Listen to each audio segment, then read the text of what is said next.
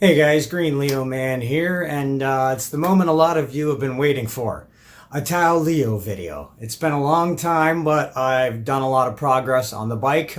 For those of you just joining and don't know, I bought a Tao Leo in 2020, mint condition, from Ride the Wind e-bikes from Jolene, and over the next 2 years after that, I abused the crap out of the thing. It rusted out. I didn't store it properly in the winter, and I always had a future plan to completely restore the bike, and that's what I decided to do this winter. So I pulled it in and started pulling it apart, and I showed you guys a little clip. We're going to rewind to that in a second, but I showed you a little clip of me starting to assemble the bike and explained what I was going to do.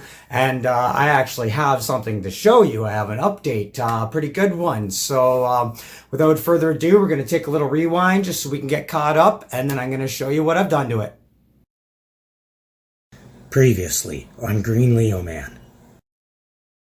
So here's what the bike looked like when I first brought it in, and then after a couple days of stripping it down when I decided to make this clip. When I say that the Leo is in and down for the winter, there we go, I mean it. There it is, guys.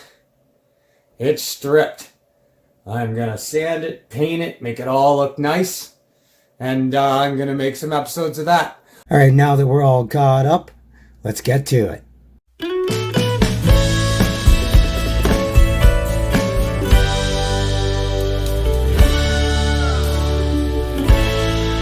Enjoy the video, and don't forget to subscribe.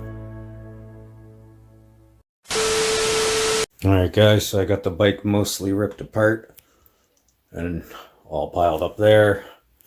Got to get this back linkage off, and as you can see, this is why I'm redoing my bike, because 2 winters and it got pretty harsh. So basically I got to get this back linkage off still, and the kickstand and the shock out, and then I can get these back arms off, and then it'll be time to start sanding and prepping for paint. One thing I've noticed is the actual frame itself is actually really not that bad. There's not a lot of rust on it. The worst parts, believe it or not, are the parts that Tao Motors had to put on aftermarket in order to accept all the electric stuff and make it an e-bike, like the axle for the pedals and the mounts for that, rusted. Battery box, super rusted. And the 2 things that the converter goes on, rusted.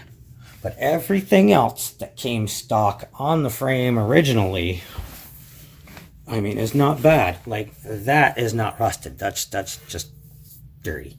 So, not bad. I've got to take care of the pedal rust, the box rust, those bars, and sand any other little, surface rust or whatever, and then paint all of those parts and give a quick paint to the rest of it, and it actually shouldn't be too hard to fix it. It's still lots of metal there and did not rust through, so that'll be able to be cleaned back up.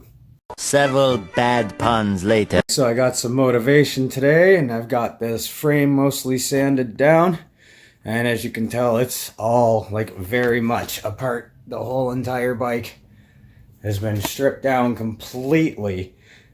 So I managed to get most of the main frame sanded. I still have to do those parts there and those parts back there, but I'm going to get this sanded and washed down, and then I'm going to get it painted with, hold on, I got some Trem Cloud rust paint, so I'm going to hit it with that, and then we'll be back once it's all dry. Many tic-tacs later. Okay guys, as you can see here, I've got the frame all done and painted, and let's get you off the stand here.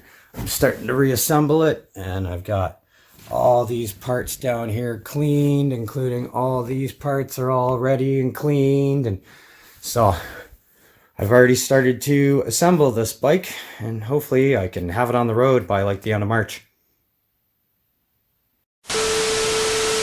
Alright guys, so that's going to wrap up this week's video. When I get more done on the bike and get it further back together, I'll do another episode. It's not going to be a weekly thing, but as soon as I've got another video for you, I'll post it. But in the meantime, feel free to watch this great video right here. And don't forget to subscribe. Catch you on the next one.